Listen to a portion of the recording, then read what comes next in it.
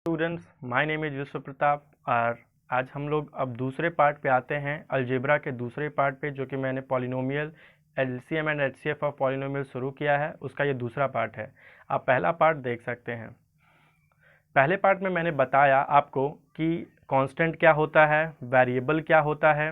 उसके बाद मैंने आपको इंट्रोडक्शन कराया अलजेब्रिक एक्सप्रेशन से। फिर आपको बताया कोफिशिएंट ऑफ अ टर्म क्या होता है, like terms, unlike terms. Polynomial को बताया कि आप पॉलिनोमियल को कैसे जज कर सकते हैं कि कौन सा अलजेब्रिक एक्सप्रेशन पॉलिनोमियल है और कौन सा अलजेब्रिक एक्सप्रेशन पॉलिनोमियल नहीं है। ये बहुत इंपॉर्टेंट है, इसको आप एक बार फिर से देख लीजिए कि अगर जो पावर हो वेरिएबल का वो नेगेटिव नहीं होना चाहिए, नॉन नेगेटिव इंटीग्रल पावर होना चाहिए, मतलब जो इंटीगर जो का पावर होगा वो पॉजिटिव होगा। उसके बाद मैंने आपको बताया degree of a polynomial in one variable. और देखिए पॉलिनोमियल को हम लोग बहुत on the basis of terms बांटते हैं, तो वो पॉलिनोमियल होता है, मोनोमियल हो गया, बाइनोमियल हो गया, ट्राइनोमियल हो गया। और on the basis of degree बांटते हैं तो वो हमारा होता है linear polynomial, quadratic polynomial, cubic polynomial, उसके बाद बाई क्वाड्रेटिक पॉलिनोमियल। तो बेसिस का जो बंटवारा करते हैं उसका आधार अलग अलग होता है। तो अब हम लोग आगे आज शुरू करेंगे एडिशन और सब्सट्रैक्शन ऑफ पॉलिनोमियल्स। ये काफ़ी इंपॉर्टेंट है, आप इसको काफ़ी अच्छे से ध्यान से पढ़ेंगे। हम स्टार्ट करते हैं आज का एडिशन ऑफ पॉलिनोमियल। देखिए अब हम लोग दो या फिर दो से अधिक पॉलिनोमियल को जोड़ सकते हैं। इसको आप अच्छे से देखें। एक होता है हमारा ये कॉलम मेथड है। इसमें आप देखिए जैसे ये दो टर्म्स है 8b plus 7c plus 4a, ये है हमारा 2c minus 4b plus 6a, और ये हमारा अलग है 7a माइनस 21c प्लस हमारा 14b।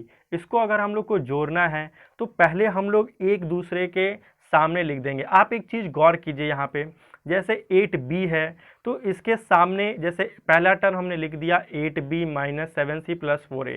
आपको अब लिखना है जैसे अगर अगले टर्म में जो c वाला है उसके c वाला के नीचे, जो a वाला है a वाला के नीचे, जो b वाला है वो b वाला के नीचे आएगा। जैसे देखिए यहाँ पे पूरा 8b, यहाँ पे 8b पॉजिटिव था तो पॉजिटिव लिखे। जो दूसरा हमारा पॉलिनोमियल है उसमें -4b है तो देखिए यहाँ -4b है। फिर उसके बाद जो तीसरा पॉलिनोमियल है इसमें +14b है तो यहाँ पे +14b है। ठीक उसी तरह से आप देखिए यहाँ पे +2c, c वाला सारा एक साथ और a वाला सारा एक साथ। अब आपको क्या देखना है कि अब आपको जो जैसे कि किस तरीके से आप ऐड कर सकते हैं, सब्सट्रैक्ट कर सकते हैं। देखिए लाइक टर्म को आप लाइक टर्म के साथ ही जोड़ सकते हैं। जैसे 5 आम और 7 आम को ही आप जोड़ सकते हैं। क्या आप 5 आम और 7 लीची को जोड़ सकते हैं? ऐसा नहीं हो सकता। तो ठीक उसी तरह आप देखिए जो लाइक टर्म्स है, जो मैंने लाइक टर्म्स बताया था कि जिनका आप लिटरल आप देखेंगे कोफिशिएंट वो सेम होता है, वो आपका जो होता है वो लाइक टर्म कहलाता है।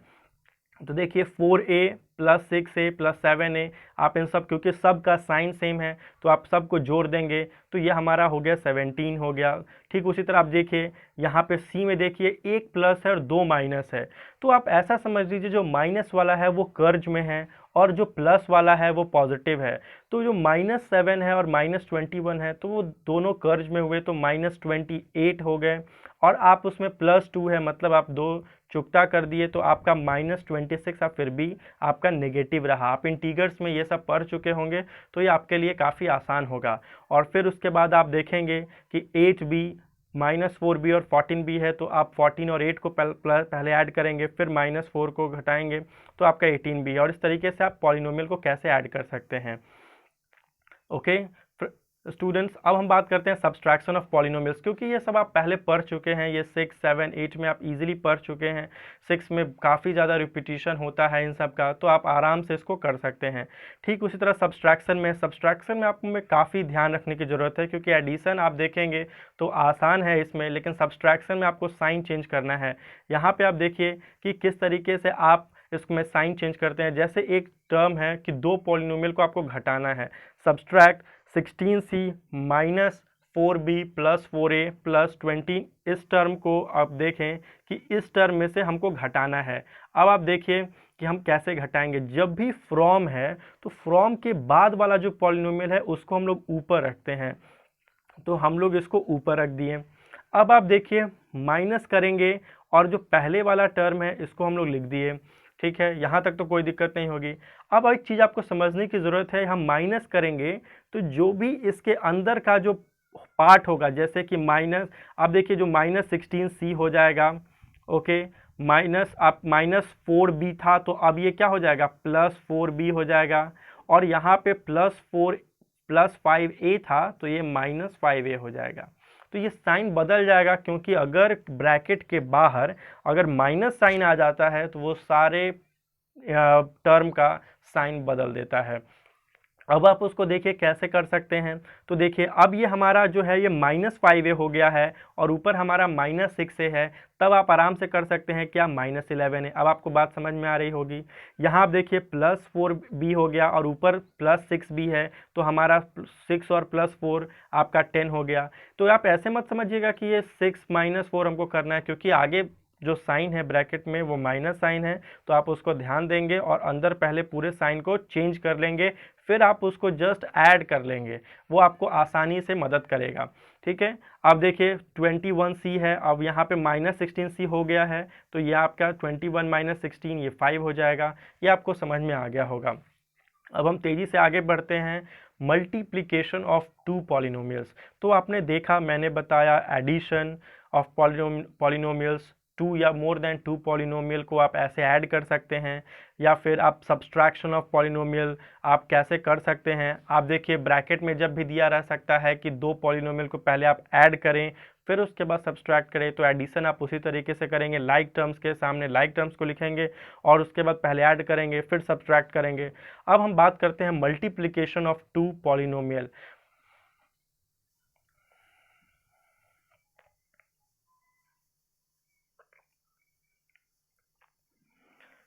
देखिए अब हम लोग मल्टीप्लिकेशन ऑफ टू पॉलिनोमियल में देखते हैं कि दो पॉलिनोमियल को कैसे मल्टीप्लाई करते हैं। ये बहुत एक अच्छा इंपॉर्टेंट पॉइंट होता है कि आप कैसे, ये देखिए ये कॉलम मेथड हम बताएंगे और एक दूसरे मेथड से भी बताएंगे कि आप मल्टीप्लाई कैसे कर सकते हैं। पहले कॉलम मेथड देखते हैं, ये आपको काफ़ी आसानी एक बार में दिला सकता है और आप इजीली इसको सीख सकते हैं। अब देखिए आप कॉलम मेथड में पहले देखिए, हम लोग को दो टर्म को यहाँ मल्टीप्लाई करना था, 3x -5 + 6x square with 5x + 3।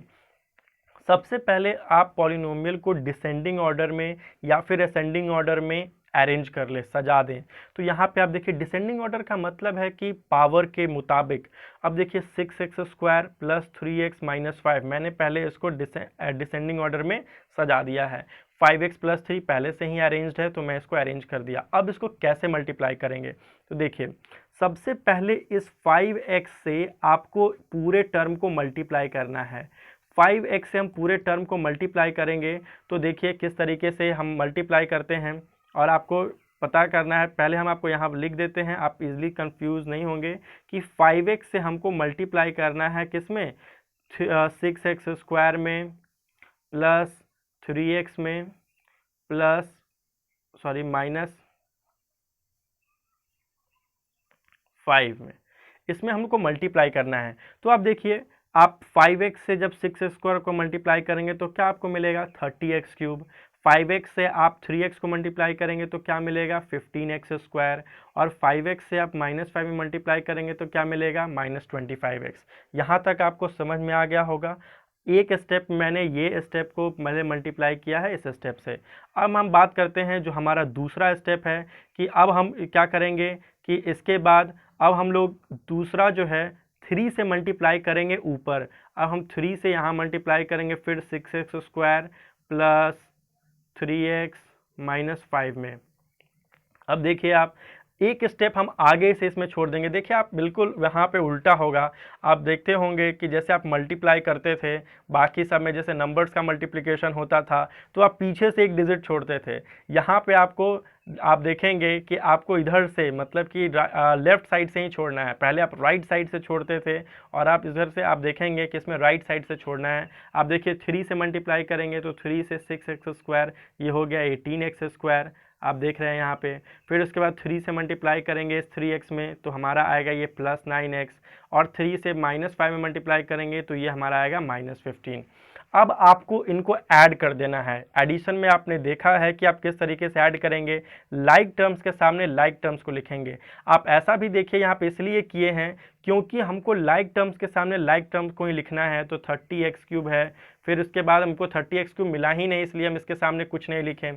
जो हमको मिला वो 5x का स्क्वायर मिला, तो हम x स्क्वायर के सामने लिखें 18x²। फिर उसी तरह आपको x मिला तो आप x के सामने लिखें, और ये कांस्टेंट मिला तो हम कांस्टेंट को अलग लिख दिए।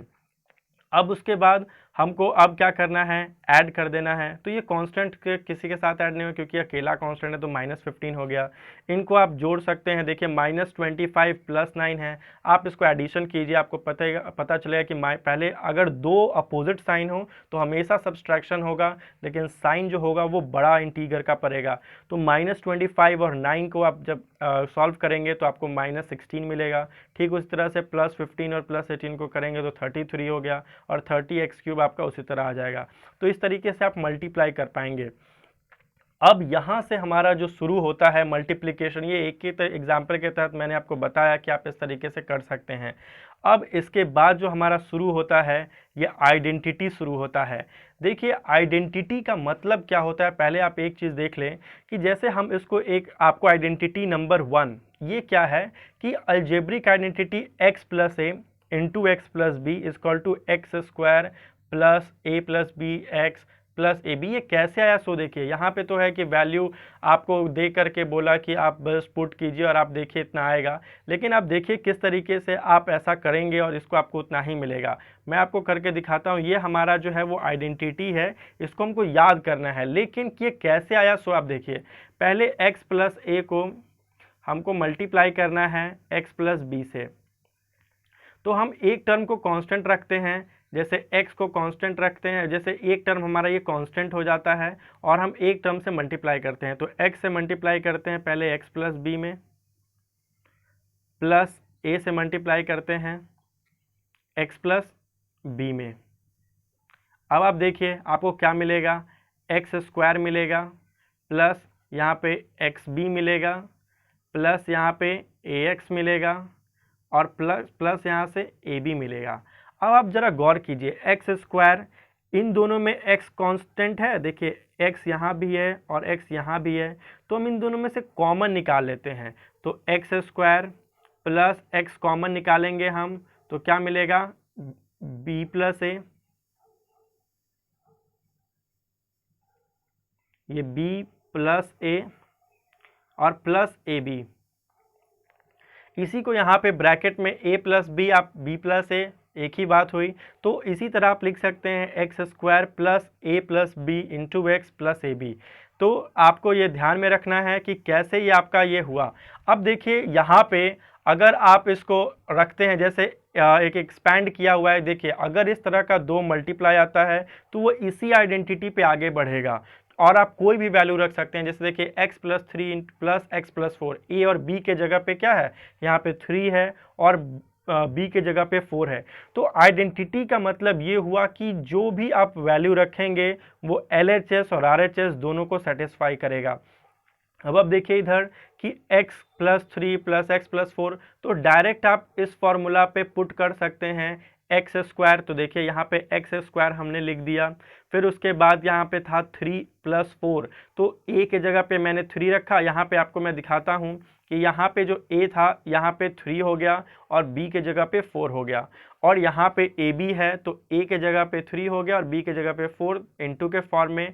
तो आप देखिए x² हुआ प्लस 3 + 4 इंटू x, तो ये 7x, और 4 × 3 ये 12 हो गया। I hope you have understood कि आपको ये समझ में आ गया होगा कि ये फार्मूला ये आइडेंटिटी पे कैसे बेस्ड हुआ।